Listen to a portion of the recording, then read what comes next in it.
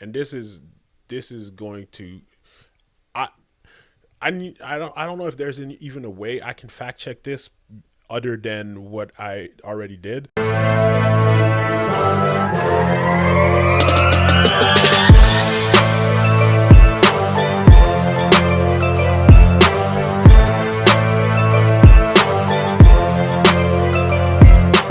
Hey, what's up, you guys? It's your boy Juju, and welcome back to the 1% of Juju podcast, where we teach you the practical steps to live your life like the 1%. So glad to be back today. We have a special one on our hands today, but before we start, there's a few things that we want to talk about. You guys just saw the new intro, unless obviously you haven't checked us out on YouTube yet, which I keep asking y'all to do. I am looking to grow my platform there, so I'm going to ask you for a huge favor. If you've been tapping in with the 1% of Juju podcast and being part of the 1% family, just go ahead, go to YouTube, quickly click that subscribe button, post notification, all that good stuff. I am looking to grow my platform there as well. I also post shorter clips if you don't have time to always listen to the whole conversation.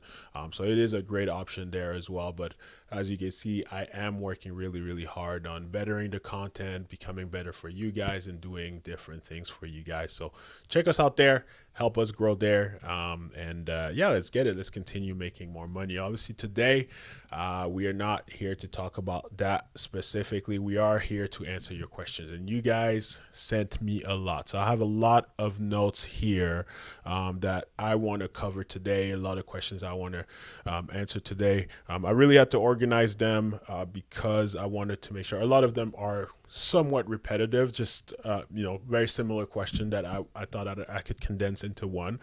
So I'm going to make sure to do that together. But I wanted to share quick statistics here, which was really interesting. So I'm really a huge analytics nerd when it comes to this podcast and everything in general. Like, I always keep track. Like, I know exactly who's listening, not exactly the person, but I know. No, basically, I know everything about you. I know where you live, what you're eating right now. No, I'm just kidding. But I keep track of the analytics, just obviously to have an idea of who I'm speaking with and how to tailor my content. But 82%, and that comes from Instagram, from all the podcasting platform as well as YouTube. 82% of the people that watch my content, that consume my content, that stop on my Instagram or anything like that, are young men and males in general. But 90% of the people that actually reach out to me for help, whether it's asking questions or DMing me and messaging me. By the way, the DM is not the best way to reach out to me, just because I'm not always in control of my Instagram. FYI, if you guys didn't know that, I do have a wonderful team that helps me with that. And I'm just not always on social media like that, and I receive a lot of spam. When you start making finance content and putting that out there, you receive a lot of spam, like those like guru people that sends you like, "Hey, bro, are you looking to make $1 million?" And I'm just like, I'm good. But they're realistically just robots. So I receive a lot of that. So a lot of the messages that go towards my requested, I don't always see them, but every once in a while I filter through them to see if there's anyone that's asking me, a legitimate question, and I want to connect with you guys. But if you guys are looking to connect with me, I'm more than happy to do that, and I'm making more time, and I have a little bit more of the bandwidth, and my team is helping to facilitate that. Just go to my website and book a free session there. It's totally free. I love connecting with people, and those always make it on my calendar whenever you request there. So 1%ofjuju.com, go about it that way. But either way, 90% of the people that actually reach out to me are usually women, which I find really, really interesting. So I don't know, clearly, everyone's enjoying the content, but only women are reaching out for actual help. So I don't know if it's a pride thing for us young men, but if you need help, reach out. Don't ever hesitate. I don't look at anyone any different. I really love helping people in general. So, but I would say that on both ends, it's about 50-50, the amount of positive reinforcement, of encouragement, and positive messages that I receive. And those mean a lot more than you guys actually think. Every time you guys, repost my content, every time you guys share my content or send me a message just to be encouraging, it actually does mean a whole lot, just because, obviously we spend a lot of time behind this, so it does mean a lot. But this is not a little sob story. Obviously, I want to get into the things for you. So right after you subscribe to the podcast on YouTube, we are going to dive into things. So let's do this. Let's pull up your questions and dive right into it. And question number one that I have here, those are some interesting ones. So when is the best time to buy a stock? So what to look for? I'm guessing the question is what to look for when purchasing a stock in order to know that, like, okay, this is the right time to buy. And if you are on YouTube, I'm going to link right here the conversation that I had with Jason, where he actually brought a little bit of a different method on how he picks the timing of when he purchases a stock, which I thought was great. But for myself, I don't necessarily know if there's a right time to purchase a stock.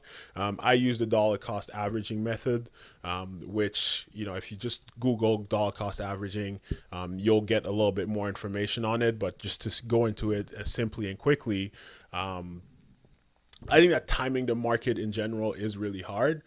So I decide just not to do it. And dollar cost averaging is allocating a certain amount of money on a specific period, every certain period of time, and putting that into the market every certain period of time. So you can say, well, I'm going to allocate $100, $500, $1,000 every month, every week, every 2 weeks, whatever it is. But every single time that date comes, if it's at the end of the month, well, every time the end of the month comes, you're putting a certain amount of money into the market.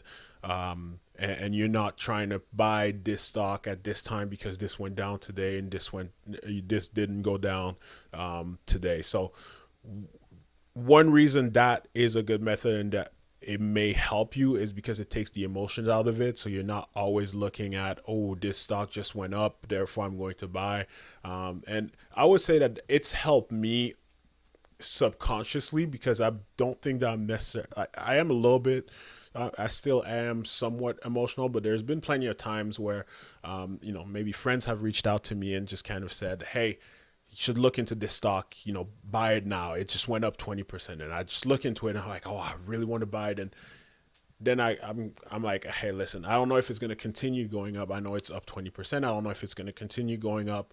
Let me wait till the end of the week when it's the day I'm actually supposed to put money in the market, and I'm going to put money at that point. And lo and behold, a couple days later, the stock is down and I get to buy it at a discount. So it happens. Obviously, I've missed out on certain opportunities as well, but if you stick to a certain method, you will be fine overall. Another thing that may happen is that you also will not miss on certain opportunities, because you might not look at a stock and say, like, oh, I'm waiting for it to go down a certain amount. And once it goes down to this amount, I'm going to buy. And during that time while you're waiting, the stock is continuing to climb and climb and climb. So you're protecting yourself against that as well, which is really, really important. The reason I bring that up is and I'm going to pull up this chart. So once again, this is another plug to go check that out on YouTube. But if you were invested, let's say if you invested $10,000 on December 31st, 2005. Wow. You remember those days, guys, when we could actually go outside and do fun stuff with our lives. But from $10,000 from December 31st, 2005 and until December 31st, 2020, that $10,000, if you were invested every single day in the market between that time, and this is just the S&P 500, which is the index, right? We're going to talk some more about this. I don't like this lighting. We're going to have to fix that, but that's a story for another day. But if you were invested the whole time, you would have your $10,000 would have turned into $41,000. If you would have missed just the 10 best days out of that 15-year period, your $10,000 would have made you $18,000, like $18,829, as you guys can see on this graph. Now that's almost like a 22, maybe even more, a $22,000 difference, which is insane The fact that, just missing the 10 best days, you're losing out on $22,000. So if you were, let's say, waiting for a stock to go up or the market to go down, and therefore not invested in the market, and you missed those 10 best days, you're losing out on $20,000. If you missed the 20 best days, you're missing out on $11,400. If you missed the 30 best days, your $10,000 would have turned to $7,526, and if you missed the 40 best days, your $10,000 would have turned into $5,205. I mean, obviously you guys can see it, but I'm speaking more for the people that are listening to the audio only. So as you can see, trying to time the market may not work in your best interest. Now, if you're only buying stocks on those 10 best days, then obviously you're a genius and you clearly don't need this, and you figure something out that we all haven't. But it's really hard to time the market. So dollar cost averaging is normally a technique that a lot of people adopt, and I adopt it to pretty much most of my investments in general. And I'm going to speak in a little bit about why that might not be the smartest thing to do, to adopt it to all my other investment. It's just like there's a lot of things that we just don't have the data on. Now, the opposite, I got this question a lot, which was, when is the best time to sell a stock, to get rid of a stock? I would honestly say this might not be as like technical of an answer as you may like.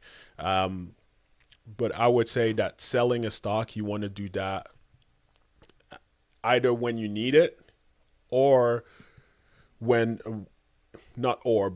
you need it, and when you're in the green, when you're in the positive. Whenever you're in the green, whether you sell the stock, you get out of the stock market and it continues going up, you made money. Don't be too upset. You could have lost and things like that. So don't be too upset. Or if you hold on to too long, but you're still in the green, it's fine. You made money. But overall, you want to be in the market. You want to have this long-term investment. And I actually have an episode coming on the FIRE movement, which I'm going to speak about that a little bit more in general, and why that's a really good idea to have that mindset for everybody. But essentially, when you need the money, that is when you would take the money that is the best time to sell a stock, as long as you're in the green. I wouldn't say if you're holding on to stocks that you don't think are going up as well. That's another way to think about it. It's if you had another, let's say, the same amount of money that you have invested in that stock right now, would you reinvest another, the same amount of money into that right now? If the answer is no, then there's not really a reason to hold on to it, because you don't believe that it's going to continue going up. So that would be another thing. Another question here that I have is, why stocks over any other investment vehicles? Okay. And this is really, I did a lot of research in preparation to this. So, and this was mind boggling.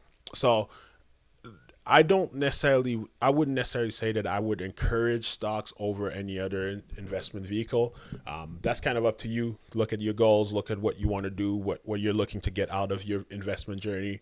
I just wanted to make a series about it, make sure that you have all the information. It's something that's super easy. It's accessible, right? Anybody, there's a very low barrier of entry. We have a lot of data on it.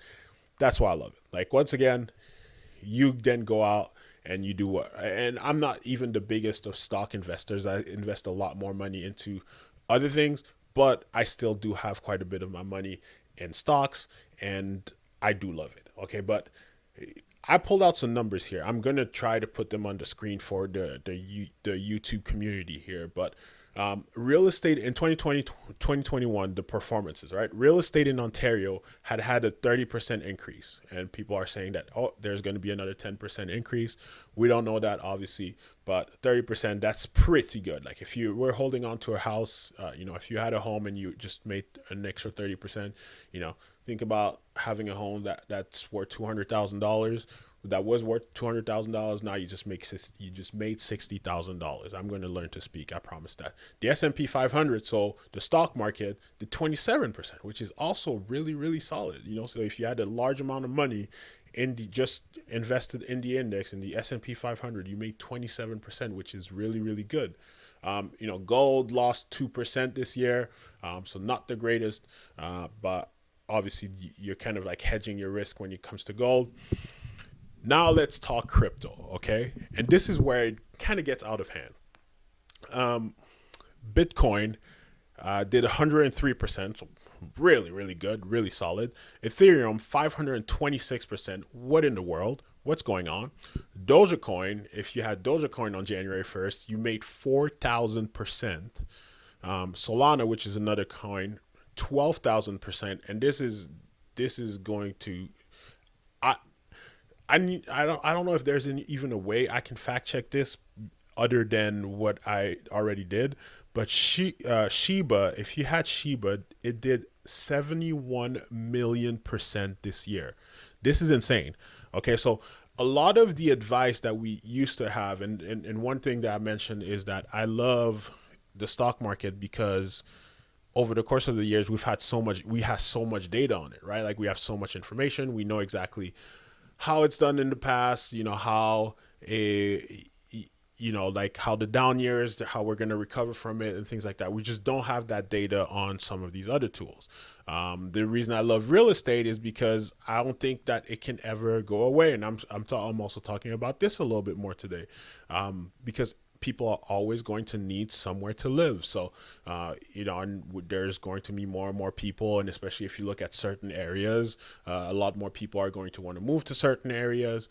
Therefore, the value of the home is going to increase. But this crypto thing has now come into play and just decided like, well, we're just going to do us and, just reinvent the script. Now, it's really hard when you look at these kind of numbers, 100%, 520%, all the way up to 71 million%.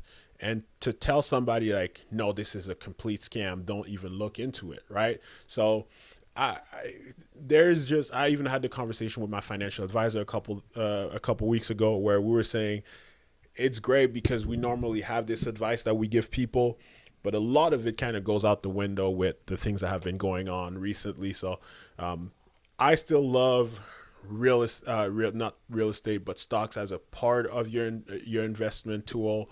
But you might also want to take a look outside because we also don't know what's going to happen to the stock market in the future with crypto coming into play, right? Like, is that the future? Is that, unfortunately, no one really has the answer because we don't have the data. Like, is the stock market now, after, hundreds of years of great performance, now just going to go extinct because of cryptocurrencies? I don't think so, but at the same time, we just have no idea. So I guess that didn't really answer the question, didn't it? But why stocks over anything else? We just have a lot of data on it. But at the same time, I don't think that in the position that we're in right now, that doesn't necessarily justify being like stocks alone. But obviously, we're going to talk about crypto some more. And I have one of my good friends that's going to come on and has a lot of knowledge when it comes to crypto, and he's going to break it all down for us.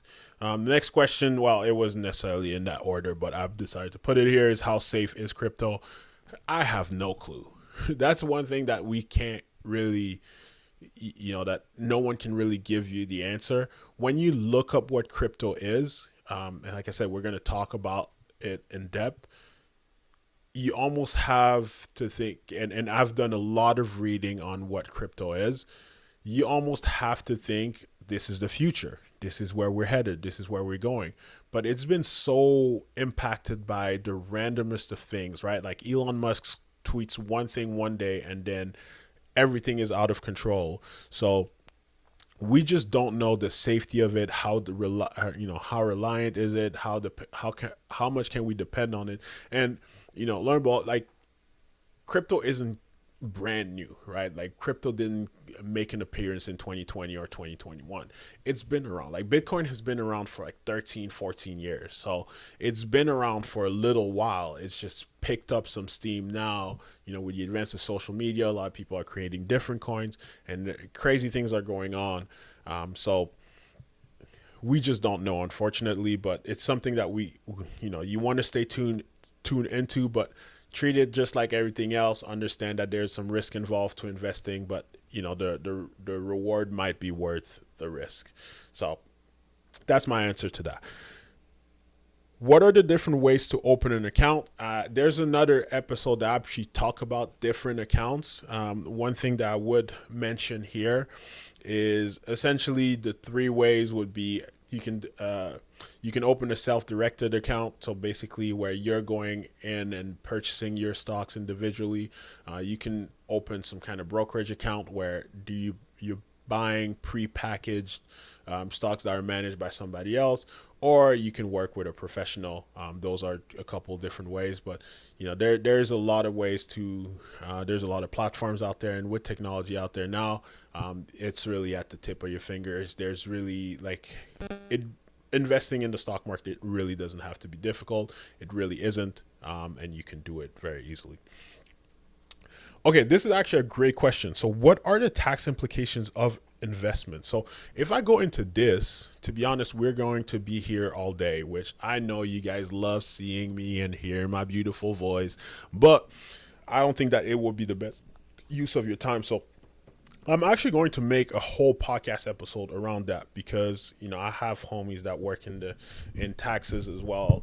And I'm going to try to get them on to discuss this. But one thing that I would say that I thought that is pretty important to mention is that there's 3 levels or 3 times at which you can get taxed when it comes to investing. So you can tax as you put your money in. You can get taxed as you take your money out, and you can get taxed on the gains. So that is called capital gains tax. So as the money grows, you can also get taxed on that. So it is very important to actually understand, the tax implication of the vehicle that you're using, because a lot of people are, they may think, okay, well, it's great. I'm getting a tax deduction now. I'm going to get a check at the end of the year. But is that really in your best interest if then you're going to go out and pay more taxes in the future? Like, let me give you an example. Your 401k, or in Canada, our RRSP, you get a tax deduction when you put the money into the market, but you will have to pay, taxes on all of that in the future. Now, if you think about it, our goal, for most of us at least, right, is that our income trajectory goes up over time. As we grow in our careers and things of that nature, we hope to make more money than less money in the future. Taxes have also seemed to go in that direction over time. And then the last thing is, like, we're hoping that when we do invest this money, we're hoping that it also goes into the upward trajectory, meaning that once you're actually taking the money out, you're actually going to have to pay more taxes on a higher amount of money at a higher tax bracket, right? So it might be in your best interest to just pay the taxes today as you put the money in, and then never have to worry about the taxes again if you have a vehicle like that available to you. Sorry.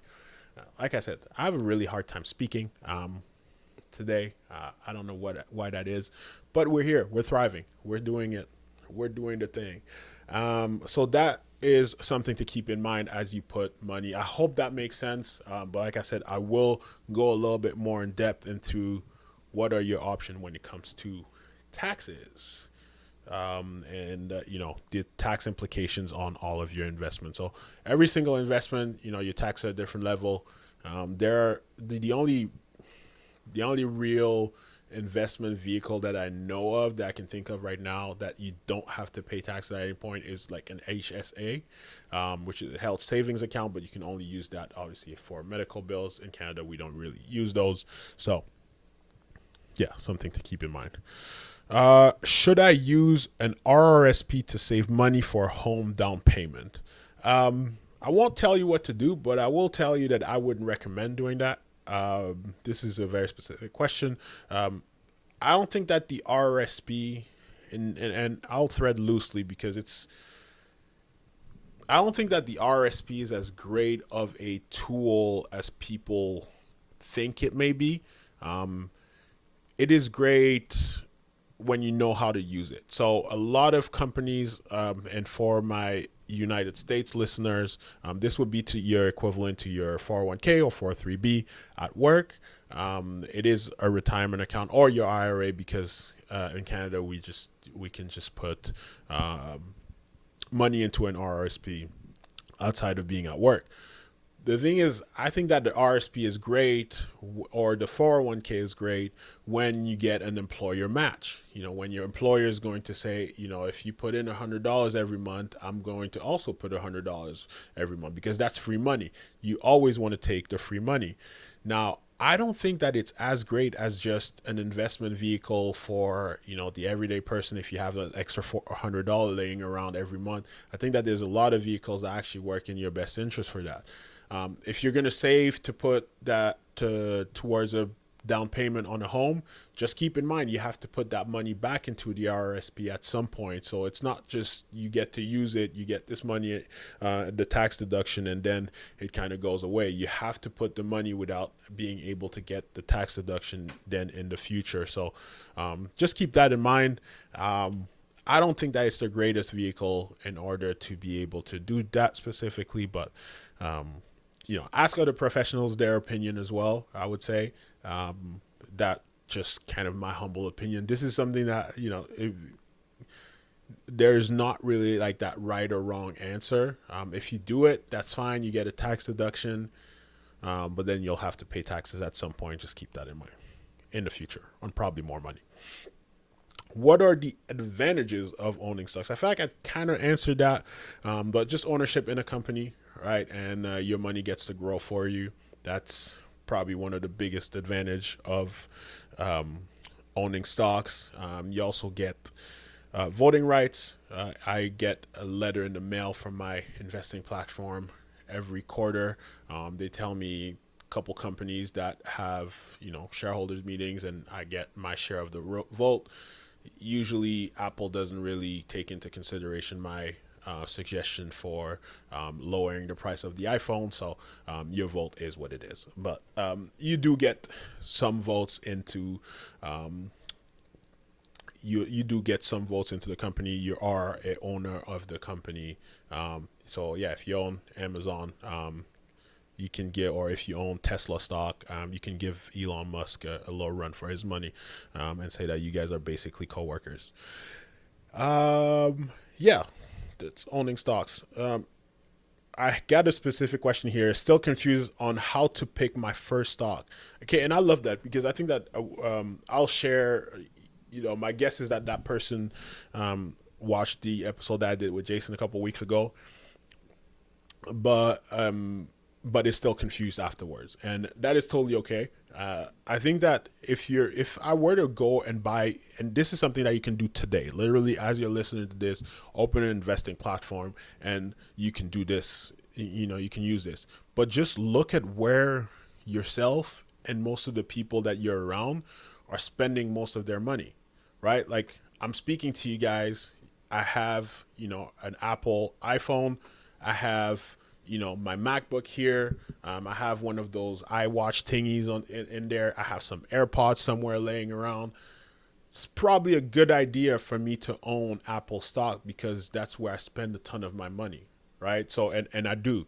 And I see a lot of people spending money on this. Like I see these phones coming out, and no matter what the price is, there's lines in front of Apple, which is ridiculous to me. I told myself that I'm no longer doing that, but at the same time, that's where people are spending their money on. If you're seeing yourself, you're on Zoom all the time, right? Like let's say you are. I'm not saying that you're on Zoom all the time. Well, look into their stock.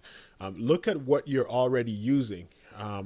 When the PS5 came out, Sony, I think, does the PS5, right? Like, I'm just saying that because my camera is a Sony camera. So I'm also looking at that. I'm like, my camera is a Sony, right? maybe I should look into Sony stock. All those things, like think about where you're already spending your money. Those are the companies that are doing really well. I spend a lot of money at Nike. I love owning Nike stock, things of that nature. So if you are looking to purchase your first stock, to get into the stock market, start where you know you are spending your money already. What are the advantages of investing in an ETF? Once again, I'll link this right here.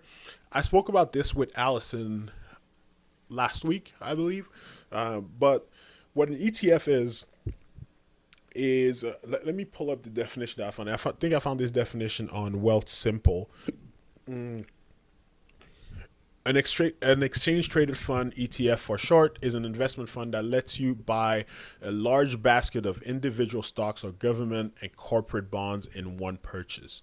Think of ETFs as investment wrappers like a tortilla that holds together the component ingredients of a burrito. And instead of tomatoes and rice and lettuce and cheese, these burritos were filled with stocks and bonds, and were considerably less delicious to eat with salsa. I love the fact that they're they're comparing stocks to burritos. That's so much easier to understand, right? Like I'm doing that from now on.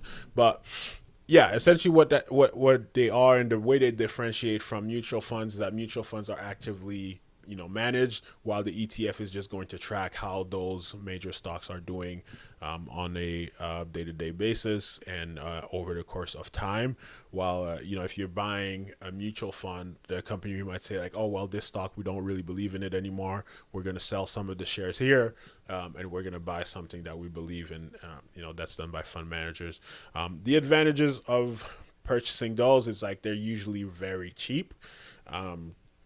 So a lot easier to get into. You're paying lower fees, which can make a big impact when you're thinking about long-term investing. And they're also very easy. You're paying a very small amount of time, and you're getting into the market without having to do a ton of research on different companies or different industries and things of that nature.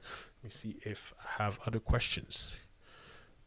I try not to make these episodes like crazy long, especially when I'm by myself and I'm just like, it's just like a monologue. But I also love hearing myself talk, so I might just continue talking. I don't know why I just told you guys I would stop. Okay, how do I know that an investing strategy matches my goals? That's a really good question, but I would say like the best way would probably be just to work with a professional. Unfortunately, there's not really a way, and depending on how specific your goals are, right? So when I worked as a financial advisor, I had a gentleman, really good person, really cool guy, that kind of came in and was like, my goals aren't your typical goals. And that's where you really have to find someone that kind of listens to people in that sense. But they were like, oh no, my goals aren't typical goals. My goal is to retire in maybe 10 years and have the same income that I make working my corporate job, which was a pretty high income earner, but also have a restaurant on the side, so be able to pull money from my investments and have a restaurant, make whatever owning a restaurant makes him, but very low stress life, and just kind of supplemented with his investments, right? So that scenario is a little bit of a unique scenario. You might want to work with a professional, but if your goals are simply very generic, like, okay, well, I'm just looking to grow this money, one day retire, one day be able to provide for my family and, have that financial security and independence, then, you can go with pretty generic advice that you can find on the internet and on, ridiculous dudes that speak on a podcast on YouTube with their old college jersey behind them. So that would be my advice for that.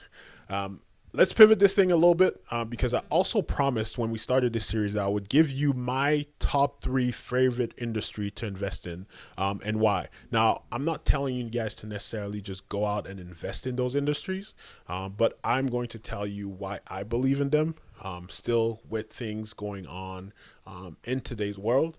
and then we can make a decision from there. You can make it your decision from there, because I'm going to give you the why behind the what, right? Like I don't like to be that person that's just like, you go do this today. And I mean, sometimes I do. I put that on titles because, like, clickbait is kind of cool. But at the same time, like, if you've been listening to me, you can see that I'm more of the person that likes to give you the information and empower you to make that decision for yourself. That's really what my goal is. But number one industry is financial services. And I know that crypto is great, and it's kind of taking over the world. But one thing that we haven't figured out with crypto yet is this whole idea of credit, right? And when you think about banks and financial services, we spoke about it in the last season when we weren't on video and when you couldn't see my face, is that one issue. What banks really do is they're movers of money, right? So they're moving money from here. When you deposit your money in your bank account and they lend that money to somebody else, they charge them an interest rate and they give you a very small portion of that and they keep the rest. But with crypto, we still haven't, like, a lot of people are talking about crypto replacing banks completely, but we still haven't figured out the credit aspect. But credit is still a very, very powerful tool when it comes to business, and especially I was going to think home ownership. And although the metaverse is great, I live in Canada right now and it gets really, really cold in the winter. So I would like to have an actual place to live that is not just virtual and in the metaverse. So those are the things I'm thinking about. I'm like, financial services, although maybe at some point, I don't think that they're going anywhere. At least the big banks and things of that nature, I don't think that they're going anywhere in the very near future. Now, that brought a kind of a question to myself that I asked myself, which was, well, if people are keeping most of their money in crypto in the future, but still depending on the banks to loan money, where is the bank taking the money to loan out? And this is something I don't have any answer to, but if you have answers, put that down in the comment section. I would love to discuss that with you. But that's something obviously to think about. But I think that they probably have plans. Also, a lot of banks are now investing in crypto. Like, more and more financial institutions are investing in crypto, which is most of what they do with your money in the first place. So I think that they'll be okay in the long run. Number two is tech. That's another industry that I love investing in. And the reason why is because I work for a tech company, obviously, and speaking with my customers, I speak to them about, some of the demands of their clients. And you can probably tell, right? Like, I'm thinking about if you were to want to buy something, or if you were to pick a bank, let's say, now that we were on that topic, and that bank didn't have a mobile application. I know that when it comes to investing, there's actually like a platform that was giving me pretty solid returns, but I was like, I don't like this platform because they don't have a mobile application. And my financial advisor, we kept doing back and forth and that's the sad part, because I also used to be a financial advisor. And he was like, well, your returns are going to be greater on this platform. And I was like, well, but they don't have a mobile app. I like to have access to everything, to keep track of everything, to be able to see it and everything. I don't want to have to go to the website and log in and all this and all that. So you can see, even myself, like, a lot of people are making some of these not that logical decisions. And I'm in the finance world now. I still have my money on there. I just didn't want to, because I was annoyed. But a lot of people are probably making those decisions based on the fact that, like, this is more accessible. So companies are going to continue coming up with new innovations. They're going to continue to become more digital. So that's why tech is one area that I really love investing in. The next thing is renewable energy, EV cars, electric cars, all of those things. That's really something I believe, because no matter where you stand on the whole, like, I think that, renewable energy or the environment has become kind of politicized. I still believe that, if we can find a way to better our environment, or to be better, to do things that are better for our environment, and doing at a more cost-effective price, it become more convenient. If you look at Tesla, right, like, in the long run, it saves people a lot of money. It's a self-driving car, it's a smart car, all these great things. I believe, I believe that it's kind of like a win-win, right? So all these things put together, I just really believe in that industry, and I think that it's really necessary for us to do some things that are better for our environment in general. And I think that it's a big focus. It's going to be like from a political standpoint, it's going to continue being a big focus for no matter what government is out there. And I don't really get into politics, but no matter who's up there, they're going to make that somewhat of a priority. They're going to need to, and that's why I really believe in it.